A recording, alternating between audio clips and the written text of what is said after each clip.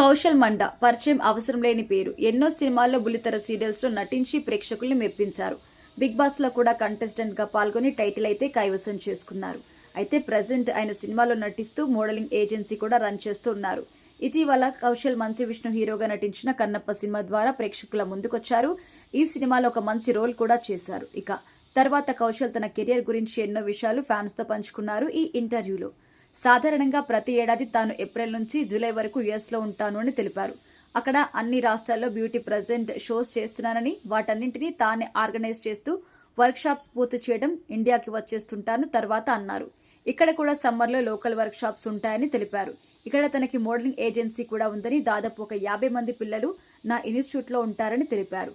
వారందరికీ మోడలింగ్ లో శిక్షణ ఇప్పిస్తూ ఉంటారని తెలిపారు. ఇక తన మోడలింగ్ ఏజెన్సీలో ఎంతో మంది స్టార్ హీరో హీరోయిన్స్ కూడా శిక్షణ తీసుకున్నారని కౌశల్ తెలిపారు.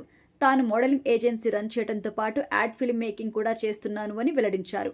ఇప్పటి వరకు సుమారు 200కు పైగా యాడ్ ఫిల్మ్స్ డైరెక్ట్ చేశాను అని, అందులో రీతు వర్మ, తమన్నా లాంటి స్టార్ హీరోయిన్స్ కూడా ఉన్నారని కౌశల్ తెలిపారు.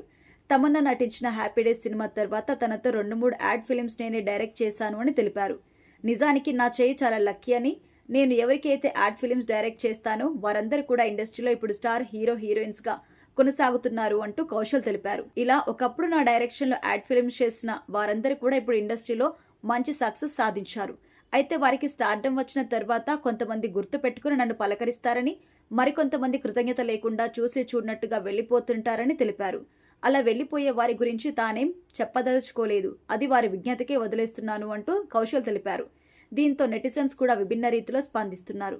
వదిలేస్తే ఆస్కర్ అవార్డు కూడా నేనే తెప్పించేవాడిని అంటూ కూడా ప్రచారం చేస్తావు కదా అని అంటున్నారు. మరికొందరు మాత్రం కౌశల్ చాలా నిజాయితీపరుడు అంటూ కూడా కామెంట్స్ చేస్తున్నారు.